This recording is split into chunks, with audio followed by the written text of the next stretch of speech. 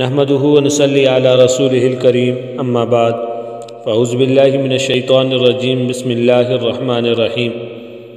محترم ناظرین اکرام، ہم آپ کو اپنے اس یوٹیوب چینل آپ کے خواب کی شرعی تعبیر پر خوش آمدید کہتے ہیں اور اللہ تعالیٰ سے یہ دعا کرتے ہیں اللہ تعالیٰ آپ کو خوش رکھے، آباد رکھے اور سلامت رکھے۔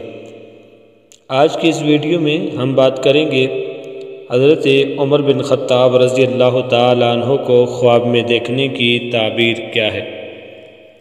حضرت عمر فاروق رضی اللہ تعالیٰ عنہ مسلمانوں کے خلیفہ دوم ہیں۔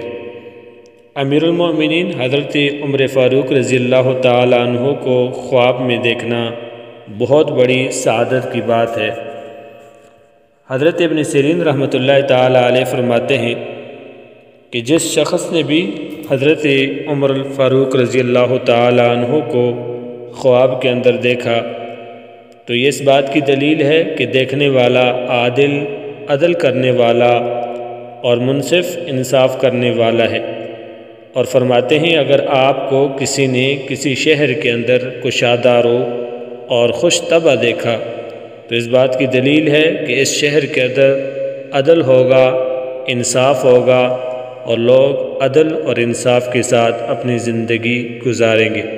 ہمارے اس چینل کو سبسکرائب، ویڈیو کو لائک اور شیئر کریں تاکہ ہر نئی آنے والی ویڈیو بآسانی آپ تک پہنچ سکے۔